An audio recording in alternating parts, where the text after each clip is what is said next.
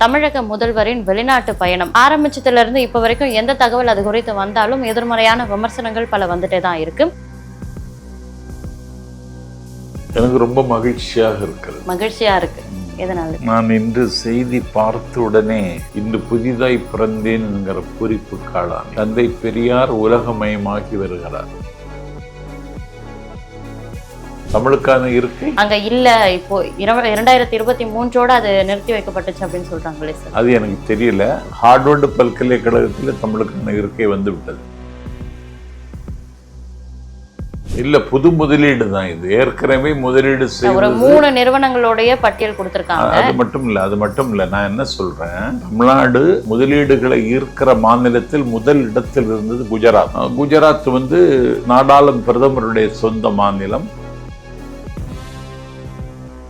அது தமிழ்நாட்டில் இருக்கு. அது தேவையானதெல்லாம் கேட்கப்படாது. விரிவாக்கம் செய்ய வேண்டியதுனால் எக்ஸ்டென்ஷன் தேவைப்பட்டால் அதையும் செய்வதற்கு முதலமைச்சர் முயற்சி இருக்கிறார் தான் எடுத்துக்கொள்ள வேண்டும். எடப்பாடி பழனிசாமிக்கு இதில் தெளிவு கிடையாது. நபராகத்தான் இருந்தார், ஆனால் சமகால தலைமுறைக்கு அவர் கொண்டு செல்லப்பட வேண்டும். ஏன்னா சிந்தனையாளர்கள் தான் வாழ்ந்த காலத்தில் அவர்களுடைய சிந்தனைக்கு மதிப்பு மரியாதையும் கிடைக்காது.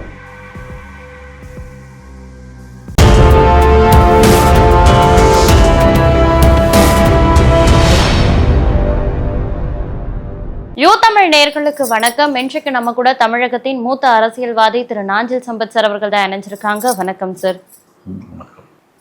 தமிழக முதல்வரின் வெளிநாட்டு பயணம் ஆரம்பிச்சதுல இருந்து இப்போ வரைக்கும் எந்த தகவல் அது குறித்து வந்தாலும் எதிர்மறையான விமர்சனங்கள் பல வந்துட்டே தான் இருக்கு. அதிலும் குறிப்பா ஆக்ஸ்போர்ட் பல்கலைக்கழகத்துல பெரியார் அவர்களுடைய சிலை திறக்கப்படும், படம் திறக்கப்படும் அப்படின்ற தகவல் வந்ததுல இருந்து பல விமர்சனங்கள் பேசப்படுது. இது குறித்து உங்களுடைய பார்வை என்ன சார்? எனக்கு ரொம்ப மகிழ்ச்சியா இருக்கு. எதனால சார்? நான் இன்று செய்தி பார்த்த உடனே இன்று புதிதாய் பிறந்தேன் என்கிற குறிப்பு காளானே. தந்தை பெரியார் உலகமயமாகி வருகிறார்.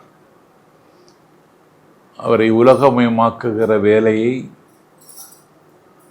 திராவிடர் கழகத்தினுடைய தலைவர் ஆசிரியர் அவர்கள் செய்து வருகிறார்கள். சமீபத்தில் ஜப்பான் சென்றார், ஆஸ்திரேலியா சென்றார்.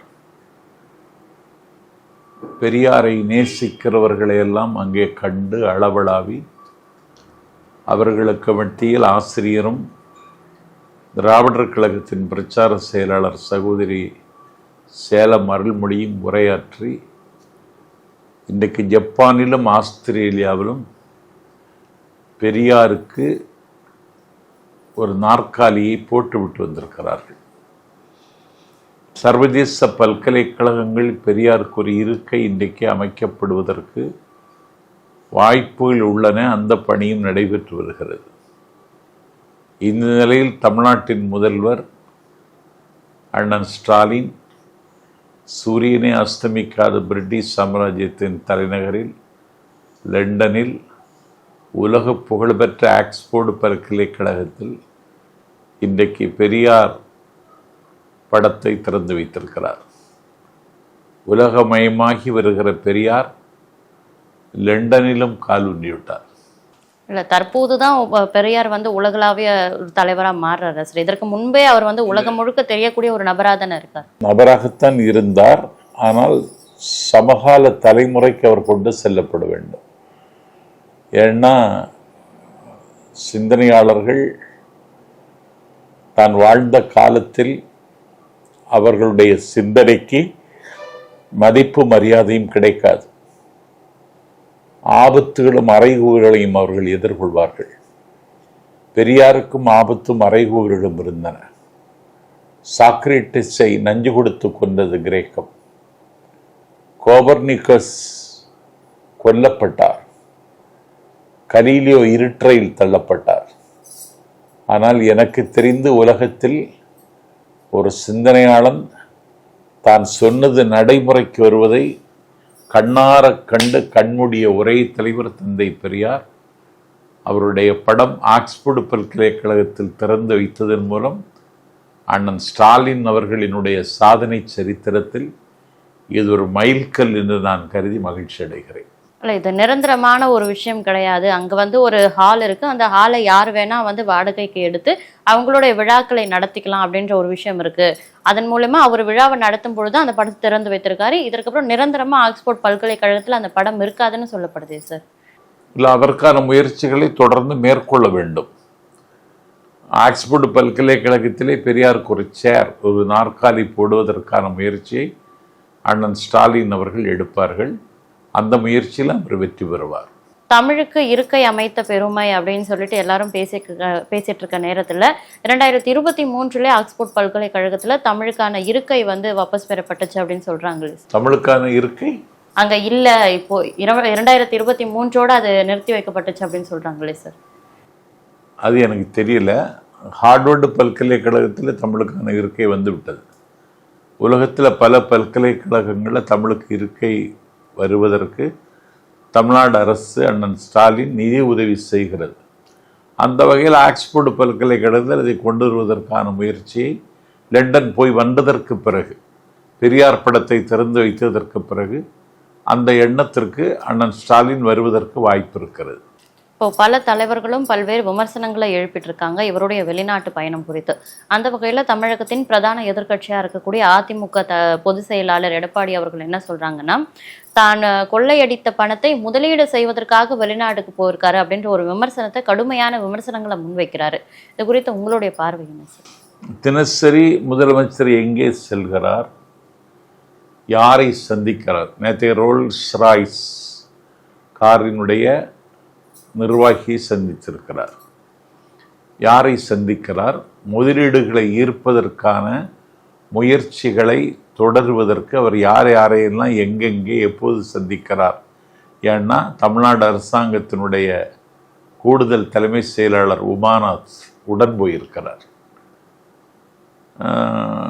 தொழில்துறை அமைச்சர் தம்பி டிஆர்பி ராஜா முதலமைச்சர் அருகிலே உட்கார்ந்திருக்கிறார். அன்றன்றைக்கு அது செய்தியாக வந்து கொண்டே இருக்கிறது.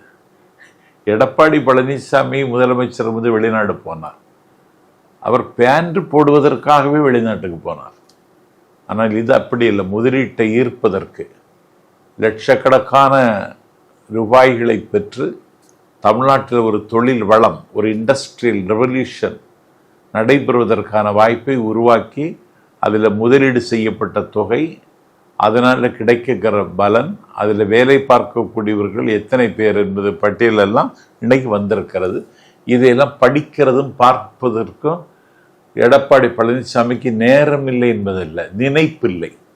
இல்லை, அந்த பட்டியல் தான் இப்போ விமர்சனமாக சர்ச்சையாகவும் ஆகியிருக்கு சார். ஏன்னா அந்த பட்டியலில் குறிப்பிட்டிருக்க நிறுவனங்கள் எல்லாமே ஏற்கனவே தமிழகத்திலையும் இந்தியாவிலையும் இருக்கக்கூடிய நிறுவனங்கள் தான். அவங்களுடைய கிளைகள் இங்கே இருக்கும் பொழுது அந்த நிறுவனத்தில் முதலீடு செய்வதற்காக எதற்கு முதலமைச்சர் வெளிநாடு வரைக்கும் போகிறாரு? தமிழ்நாட்டிலே அதற்கான நிறுவனங்கள் இருக்கு. அப்ப இது வந்து திட்ட விரிவுரையாக்கம், விரிவாக்கம் அப்படின்னு சொல்லாம புது முதலீடுகள் நாங்க திரட்டுறோம் அப்படின்றது எதற்காக சொல்றாங்க அப்படின்ற கேள்விகளை எழுப்புறாங்க சார். இல்ல, புது முதலீடு தான் இது. ஏற்கனவே முதலீடு செய்ய ஒரு 3 நிறுவனங்களுடைய பட்டியல் கொடுத்திருக்காங்க. அது மட்டும் இல்ல நான் என்ன சொல்றேன், தமிழ்நாடு முதலீடுகளை ஈர்க்கிற மாநிலத்தில் முதல் இடத்தில் இருந்தது குஜராத். குஜராத் வந்து நாடாளும் பிரதமருடைய சொந்த மாநிலம், உள்துறை அமைச்சருடைய சொந்த மாநிலம். முதலீட்டை ஈர்ப்பதில் நாங்கள் முன்னோடி என்று தம்பட்டம் அடித்து கொண்டார்கள். அது உண்மையும் கூட. இன்றைக்கு குஜராத்தை முந்திக் கொண்டு தமிழ்நாடு முதலீடத்தை ஈர்ப்பதில் முதலிடத்தில் இருக்கிறது. அதில் எக்ஸ்டென்ஷன், விரிவாக்கம் இருக்குமானால் அதையும் ஏற்றுக்கொள்ளத்தான் வேண்டும். அது தமிழ்நாட்டில் இருக்கு, அது தேவையானதெல்லாம் கேட்கப்படாது. விரிவாக்கம் செய்ய வேண்டியதுமானால் எக்ஸ்டென்ஷன் தேவைப்பட்டால் அதையும் செய்வதற்கு முதலமைச்சர் முயற்சி இருக்கிறார் தான் எடுத்துக்கொள்ள வேண்டும். எடப்பாடி பழனிசாமிக்கு இதில் தெளிவு கிடையாது, ஆழமான பார்வை கிடையாது. இன்னும் சொல்லப்போனால் சர்வீஸ் சாக்ரிஃபைஸ் இந்த மாதிரி இதுக்கெல்லாம் அந்நியமான ஆபத்தான மனிதன் எடப்பாடி பழனிசாமி. அதனால் அவருடைய விமர்சனத்தை நாட்டு மக்கள் ஒரு பொருட்டாகவே கருத மாட்டார்கள். அவரே ஒரு 10 நாள் கெடுவில் சிக்கியிருக்கிற பாவி. அவர் சொல்லுதெல்லாம் தமிழ்நாட்டில் எடுபடாது. செங்கோட்டையனுடைய இந்த ஒரு முடிவு இருக்குல்ல சார், 10 நாள் கெடு அப்படின்னு சொன்னீங்க. இந்த முடிவு அதிமுகவை பிரிந்து கிடக்கக்கூடிய அதிமுகவை ஒன்றிணைக்கக்கூடிய ஒரு முடிவா இருக்கும்னு நினைக்கிறீங்களா? கண்டிப்பாக, நிச்சயமாக. இல்லைன்னா அவர் இவ்வளவு தெளிவா பேச மாட்டார். அவர் பொதுவா பத்திரிகையாளர்களை சந்திப்பது, கட்சி விவகாரங்களை வெளியில் அம்பலப்படுத்துவது, இதில் எல்லாம் அவருக்கு உடன்பாடு இல்லை. ஒரு ஒரு பெரிய எம்ஜிஆர் பக்தன், அம்மாவினுடைய நம்பிக்கைக்குரிய விஸ்வாஸ், அந்த கட்சிக்கு வானமும் சிறகுமாக இருந்தவர். 1977 எம்ஜிஆர் சந்தித்த முதல் தேர்தலில் கோபிச்செட்டிப்பாளையத்தில் நின்று 77, இன்னைக்கு 48 வருஷத்தில் 2 வருடம் தவிர வேற எல்லா 46 வருடம் சட்டமன்ற உறுப்பினராக இருந்த ஒரு முன்னோடி. அதனால இன்னைக்கு பெரிய ஆபத்து அதிமுகவுக்கு வந்திருக்கிறது. முதல்ல இந்த யுத்த காலத்தில் இந்த கட்சியை சீரமைக்க வேண்டும் என்று திட்டமிட்டு அவர் செய்கிற முயற்சிக்கு மிகப்பெரிய வரவேற்பு. லண்டனில் போய் ஆக்ஸ்போர்டு பல்கலைக்கழகத்தில் போய் பெரியார் சிலையை, பெரியார் படத்தை திறந்து வச்சது கூட பேசு பொருளாகவில்லை. ஆனால் செங்கோட்டையினுடைய ஒரு பேட்டி இன்றைக்கு தமிழ்நாட்டில் உங்களை மாதிரி ஊடகையாளர்களை, பத்திரிகையாளர்களை, தொலைக்காட்சி நிறுவனங்களை பாதித்திருக்கிறது. அதனுடைய வீச்சும் தாக்கமும் அதிமுகவில் ஒரு புயலை உருவாக்க போகிறது. நிச்சயமா சார். இப்போ பார்த்தீங்கன்னா திமுக கூட்டணியில் ஒரு முக்கிய அங்கம் வகிக்கிற கட்சி தான் மதிமுக. அந்த மதிமுக கட்சிக்குள்ள நிறைய உட்கட்சி பூசல் இருக்கு அப்படின்னு சொல்றாங்க. அது குறித்து உங்களுடைய பார்வை?